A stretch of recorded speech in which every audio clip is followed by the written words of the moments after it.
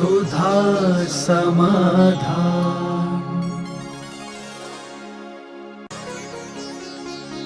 नमोस्तु गुरुदेव, हम ऐसा क्या करें कि अगले जन्म में जैन कुल में ही जन्म हो? मैंने प्रोफेसर में कई बार बताया, जैन कुल की मान तो गारंटी थे काम का, तो कुछ हमने सूत्र ऐसे बताए हैं जो जैन कुल में जन्म दिला सकते हैं। अब वो तो आपको प्रश्नों में से ही छांटना पड़ेगा, क्योंकि विस्तार से, जैसे तुमने एक नियम ले लिया कि चाहे भली कुछ भी हो जाए, जब तक हम भगवान का अभिषेक पूजन नहीं कर लेंगे हम पानी भी नहीं पिएंगे, और ये नियम जीवन भर पड़ गया, जैन कुल में गारंटेड तुम्हारा नाम हो गया। अभी 4-5 दिन पहले ही कहा था, मैंने जैन जाति में जन्म लिया है, मैं जैन जाति के विरुद्ध कोई आचरण नहीं करूँगा। मैंने जैन कुल में जन्म लिया है, जैन कुल के विरुद्ध आचरण नहीं करूँगा। मैं कभी रात में भोजन नहीं करूँगा, क्योंकि ये जैन कुल के विरुद्ध है, और मैं जैन बनना चाहता हूँ आगे भी। तो जो उसकी नियमावली है, उस नियमावली को निर्दोष रूप से पालन कीजिए, आपको पुनः जैन धर्म मिल जाएगा। नमोस्तु गुरुदेव, पढ़ने वाले बच्चे किस तरह अपनी टेंशन कम करें और अपने लक्ष्य को प्राप्त करें? टेंशन का एक ही अर्थ है, हम अपने जीवन को अपनी योग्यता से ज़्यादा महत्वाकांक्षा सबसे ज़्यादा टेंशन का कारण बनती है। हम पड़ोसी की थाली देख करके भोजन न करें, अपनी जठराग्नि क्या देखें। हम ये न चखें कि हमारा दोस्त कलेक्टर बन गया है, हम ये देखें कि हमारी योग्यता क्या है, तो हम उस योग्यता के अनुसार ही आगे बढ़ने का प्रयास करें। आज कंपटीशन जो हो रहा है वो इतनी ज़्यादा बड़ी फाइटिंग है कि पहले शस्त्रों से जो फाइटिंग होती थी उससे भी बड़ी खतरनाक फाइटिंग आज जो स्पर्धा चल रही है वो है। तो अपनी कुवत के अनुसार चलो, अपनी क्षमता पहचानो कि हम कितने में आगे बढ़ सकते हैं, उतने ही बढ़ना चाहिए। यदि महत्वाकांक्षाओं पर विजय प्राप्त कर ली तो टेंशन से मुक्ति मिल सकती। नमोस्तु गुरुदेव, तीव्र पाप कर्म का उदय चल रहा है, अतः ये कैसे दूर होगा? देखो, पाप कर्म का उदय, शायद ऐसा पाप करते समय सोच लेते कि मैं कभी पाप छोड़ूंगा कि नहीं। यदि पाप छोड़ने के समय ऐसा भाव नहीं आ पाया तो अब तो कर्म है, जितना समय चलेगा उतना तो चलेगा। अब किस क्वालिटी का पाप है? कुछ पाप ऐसे होते हैं जो पाप हमें दुख नहीं देते हैं, लेकिन दूसरों को दुख देने वाला पाप हमें दुखी करता है। हम 2 प्रकार के पाप होते हैं, एक अपने इंद्रियों की संतुष्टि के लिए किया जाता है, मुझे अच्छा देखने मिलना चाहिए, मुझे अच्छा सुनने मिलना चाहिए, मुझे अच्छा खाना मिलना चाहिए, मुझे अच्छी सुगंध मिलना चाहिए, मेरा शरीर, मेरे कपड़े अच्छे होना चाहिए। ये जो है ये तुम्हारे लिए दुखदाई नहीं है। सबसे बड़ा दुखदाई है दूसरे को दुख देने वाला। इसको अच्छा नहीं देखने में आना चाहिए, इसको बुरा खाना मिलना चाहिए, इसका बुरा हो जाए। दूसरे व्यक्ति के प्रति जो बुरा करने का भाव होता है वो दुख इतना खतरनाक होता है कि जीवन भर रुला देता है। दोनों को समझना, दूसरे का बुरा करने वाला पाप और अपने को सुखी बनाने वाला पाप। अपने को सुखी बनाने वाले में ज़्यादा नहीं है। गृहस्थ हो आप लोग, अपने आप को सुखी बनाओगे, अच्छा देखने का प्रयास करोगे, अच्छा खाने का प्रयास करोगे, अच्छा पहनने का प्रयास करोगे। ये कोई गृहस्थ के लिए अति वर्जित नहीं है। सबसे ज़्यादा वर्जित है कि दूसरों के प्रति तुम्हारा क्या भाव है। अब कर्म है, जब सज़ा पूरी हो जाएगी तो वो भी चला जाएगा। नमोस्तु गुरुदेव, हम वकील लोग अपने प्रोफेशन में जैन धर्म के आचरण का पालन कैसे करें? वकील साहब, देखो, कोई भी चीज़ का मूल स्वरूप जो होता है वो कभी गलत नहीं होता। वकील यदि गलत होता तो कानून उन्हें वकालत करने की मौका ही नहीं देता, कानून उन्हें अदालत में प्रवेश ही नहीं होने देता। यदि वकालत गलत होती तो मजिस्ट्रेट गलत बातों, व्यक्ति की बात सुनता ही क्यों? घंटों घंटों बैठकर मजिस्ट्रेट वकील की बात सुन रहा है, घंटों घंटों। आप लोगों की जब बहस चलती है तो कई बार तो एक ही केस में सुबह से शाम हो जाती। एक मजिस्ट्रेट न्यायाधीश की दृष्टि में यदि वकील गलत है तो दिन भर वकीलों की बहस सुनकर अपना दिमाग खराब नहीं करता। और कानून भी वकालत आगे LLB नाम की चीज़ ही नहीं पढ़ाई जाती। इसलिए कोई भी वकालत धंधा कोई गलत नहीं है, लेकिन कहते हैं ना कि एक मछली सारे तालाब को गंदा। डॉक्टर को हम कहते हैं कि दूसरा भगवान है, लेकिन कुछ डॉक्टर ऐसे दानव भी हैं जिनके नाम पर बड़ी शर्म की बात है। वकालत वहाँ बदनाम हुई जब वकील वो वकील हो गए जो सामने जान रहे हैं कि इसने ये अपराध किया है और यह अपराध समाज के लिए बहुत खतरनाक है, फिर भी उसको बचाने का प्रयास किया जा रहा है। जान रहे हैं कि इसने इतने बड़े नेता की हत्या की है, फिर भी उसको बचाने के लिए वकील मिल गए। आज देश का इतना बड़ा प्राइम मिनिस्टर की हत्या कर दी, प्राइम मिनिस्टर की हत्या कर दी, फिर भी उसको बचाने के लिए वकील खड़ा होगा कि हाँ मैं तुम्हें बचा के लाऊंगा। सारे वकीलों का ये निर्णय होना चाहिए था कि जिसने साक्षात सबको मालूम है कि इसने हत्या की, मालूम होने पर, नहीं मालूम की नहीं कह रहा हूं, उसके लिए पूरे भारत में कोई वकील ही नहीं मिलता, तब ये राष्ट्रभक्त वकील की जिम्मा मानेगा। उसके लिए भी वकील बचाने का पूरा प्रयास किया। तो अपराधी को बचाने के लिए, अपराधी की सजा कम कराने के लिए अलग चीज है, और अपराधी को बरी कराना तो हर धंधे में आपके क्यों, डॉक्टर का धंधा आज कितना बदनाम हो रहा, बोलो, मेडिकल आज कितना बदनाम हो रहा। तो जो साइड इफेक्ट हो रहे हैं उसके कारण से बदनामी का कारण बन रहा है। यदि सारे वकील सोच लें कि जिसने अपराध किया है उसको तो कोई वकील खड़ा होने भी नहीं मिलेगा, तो वकालत जैसा अच्छा धंधा दूसरा हो नहीं सकता। क्योंकि वकील वो व्यक्ति है जो न्यायी को न्याय दिलाता, वो अपनी बात को स्पष्ट नहीं कर पाता। कोई व्यक्ति नहीं जानता कानून क्या लिखा है क्या नहीं लिखा, लेकिन वकील उसे बचा लेता है। और कानून में बराबर लिखा है कि 100 अपराधी बच जाएं तो बच जाएं, एक निरपराधी को सजा नहीं होना चाहिए। यदि ये हुसूल वकील अपनाते हैं तो फिर कोई बाधा नहीं है। देखो, बदनाम कोई चीज़ हुई है जाति, पुलिस एक इतनी अच्छी चीज़ थी, लेकिन आज पुलिस बदनाम हो जाती है। आज पहले हमारे यहाँ कहा जाता था उस गांव में रुकना जिस गांव में ठाकुर हो, छत्री रहता हो। जिस गांव में ठाकुर छत्री नहीं, वहाँ नहीं रुकना। और आज उस गांव में मत रुकना भैया, ये ठाकुरों का गांव है, सुबह तक मिलोगे के।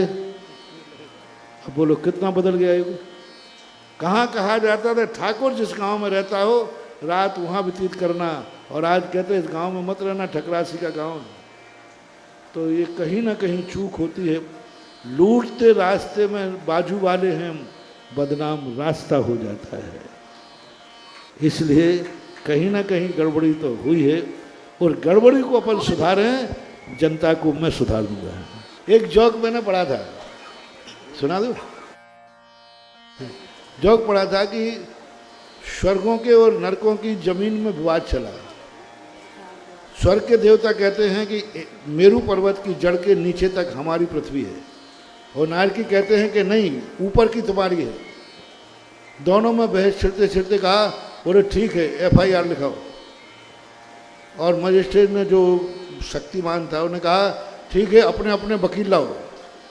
तो सारे स्वर्ग के देवता नीचे गर्दन कर ली और सारे नारकी नाचने लगे, सारे नारकी नाचने लगे।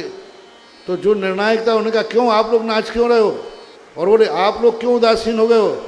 तो नारकी कहते सारे वकील तो हमारे पास है। और स्वर्गीय देवता बोले कि मेरे पास तो एक भी वकील यहाँ।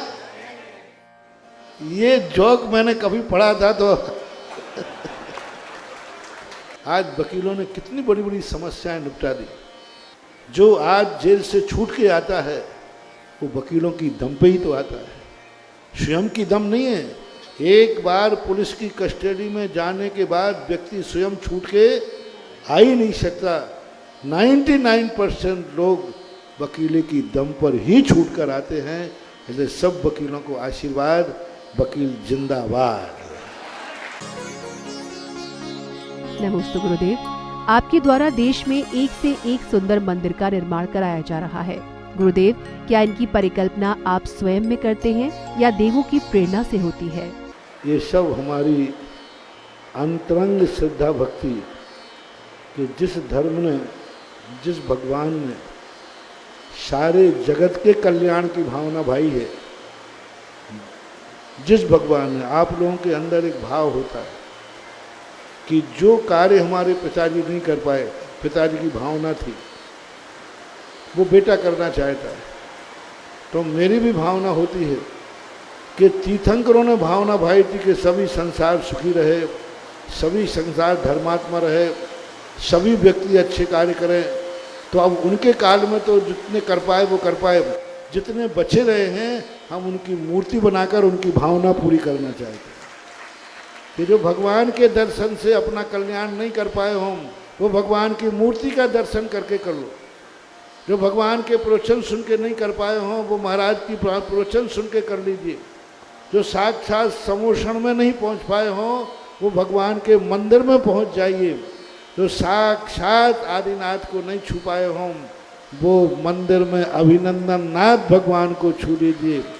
जो साक्षात समोषण में भगवान का, जो अकृत्रिम चैत्यालयों की वंदना नहीं कर सकते हम, वो क्षेत्रपाल जैसे मंदिर को अकृत्रिम चैत्यालय बना दीजिए।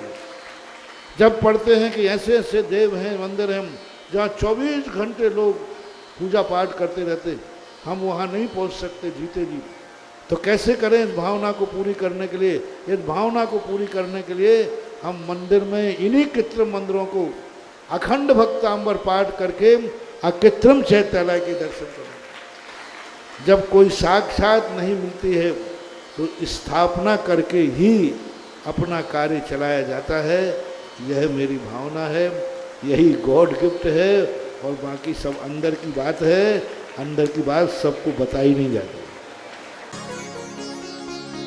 नमोस्तु गुरुदेव, विधान और पंच कल्याणक जैसे आयोजन में मुख्य पात्र विकलांग और दिव्यांग व्यक्ति क्यों नहीं हो सकते? वो पूर्व भाव में उनको बनने की योग्यता थी, पर उन्होंने गड़बड़ किया है, इसलिए उनको सजा मिली है। अपराधी को कभी अच्छे कार्य करने का मौका नहीं दिया जाता, क्योंकि वो पूर्व भाव के अभी अपराध की कोटि में हैं, वो सजा भोग रहे हैं। जब उनकी सजा पूरी हो जाएगी फिर उनको समाज के दरवाजे खोल दिए जाएंगे। नमोस्तु गुरुदेव, गृहस्थ जीवन में रहकर सम्यक दर्शन की प्राप्ति कैसे करें?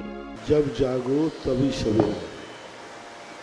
एक व्यक्ति ने कहा, बोले महाराज जी कि सामने सूर्य का प्रकाश है लेकिन अंधेरा क्यों है? जब सूर्य का प्रकाश है तो अंधेरा कैसे, और अंधेरा है तो सूर्य का प्रकाश कैसे? ये चतुर्मास हो रहा है। इस चतुर्मास मिथ्यात के अंधकार को दूर करने वाला है। चतुर्मास में यदि मिथ्यात नहीं गया तो फिर कब जाएगा? ये वर्षायोग चतुर्मास उसी अंधकार को दूर करने के लिए होते हैं। ये प्रवचन उसी दूर करने के लिए होते हैं, और उसी के लिए ही हम लोग सारे प्रवचन आदि करते हैं। तो इनको ध्यान से सुनो और इनका पालन करो तो ये दूर हट जाएगा। नमोस्तु गुरुदेव, कुछ पुरानी प्रतिमाएं ऐसी होती हैं जिनमें यक्षिणियों का स्थान भगवान के बराबर होता है, तो क्या ऐसी प्रतिमाओं का पूजन अर्चन करने से श्रावकों पर कोई असर होता है? फर्क पड़ता है। शास्त्रों में इसका उल्लेख, सदोष मूर्तियाँ विराजमान करने वाले को, शिल्पी को, सूर्य मन देने वाले साधु को और उसकी पूजा करने वाले को सबको प्रभावित करती है और उसका प्रभाव बराबर पड़ता है। उस संबंध में कोई योग्य साधु जब तुम्हारे यहाँ पहुँचता है उस समय उनके दोष का निराकरण किया जा सकता है, अथवा सदोष मूर्तियों का निष्ठापन करके निर्दोष मूर्ति की स्थापना भी की जा सकती है। नमोस्तु गुरुदेव। प्रतिभा स्थली से निकलने के बाद वहाँ के उपकारों को कैसे पूरा किया जाए? जो वहाँ संस्कार दिए गए हैं, उन संस्कारों को जीवित रखना ही प्रतिभा स्थली में किए हुए उपकार को पूरा करते हैं। आगे पाठ पीछे सपाट, जब तक प्रतिभा स्थली में रहे तो अच्छे संस्कार लिए, बाद में निकलने के बाद संकल्प करना चाहिए कि जो संस्कार मैंने प्राप्त किए हैं, कितना भी विपरीत वातावरण मिले, लेकिन मैं इन संस्कारों को अपने जीवन से जाने नहीं दूंगी। यही सबसे बड़ा उपकार है। नमोस्तु गुरुदेव। भेद विज्ञान क्या है? भेद विज्ञान का अर्थ है कि मैं कौन हूँ और अपने से भिन्न कौन हूँ, मेरा कौन है, पराया कौन है। भेद विज्ञान कहीं से भी शुरू होता है। जैसे आप घर जाते हैं यहाँ से, भेद विज्ञान हमारा घर कौन है, पराया घर कौन है। जब आप कोई वस्तु, किसी की वस्तु पड़ी है तो ये मेरी वस्तु नहीं है, ये पराई वस्तु है। तो अपने और पर का भेद डालना ही भेद विज्ञान है। अपना अपना है, पराया पराया है, इस पर विचार करना ही भेद विज्ञान है। आत्मा के अंदर भी आत्मा स्वभाव पर भाव भिन्न, आत्मा के अलावा हमारे जितने शरीर नौकर्म आदि हैं, ये सब प्रभाव हैं, मेरे से भिन्न हैं, मेरा इससे कोई संबंध नहीं है। ऐसे परिणामों को करने का नाम भेद विज्ञान होता है। नमोस्तु गुरुदेव। उपवास करने की क्षमता बढ़ाने के लिए क्या क्या करना चाहिए? ये मान के चलना चाहिए, उपवास कर लेना चाहिए कि कोई आतंकवादी तुम्हें पकड़ के ले गया और उसने कमरे में बंद कर दिया और 24 घंटे तक उसने कुछ खाने पीने नहीं दिया, तो वो 24 घंटे निकलेंगे कि नहीं निकलेंगे? बस यही मान के करो कि हमारे मान लीजिए नरकों में खाना नहीं मिलता, वहाँ इस प्रकार की मजबूरी आ जाए तो क्या हुए, हम धर्म मानकर 24 घंटे नहीं खाएंगे तो क्या बिगड़ता है। ऐसा साहस करना चाहिए। नमोस्तु गुरुदेव। द्रव्य लिंग श्रुत ज्ञान और भाव लिंग श्रुत ज्ञान किसे कहते हैं? द्रव्य लिंग श्रुत ज्ञान, द्रव्य लिंग श्रुत ज्ञान कहलाता है द्वादशांग। जो द्वादशांग है, आचारांग आदि है, ये द्रव्य लिंगज कहलाता है। भाव लिंगज कहलाता है जो बाहर का शब्द ज्ञान नहीं है, अंदर के परिणामों के माध्यम से जो शुद्धोपयोग आदि होता है। शब्द ज्ञान तो नहीं है शिवभूति जैसा, लेकिन भाव शुद्ध प्रदान होता है, इसको ही भाव लिंगज कहते हैं। सुधा समाधा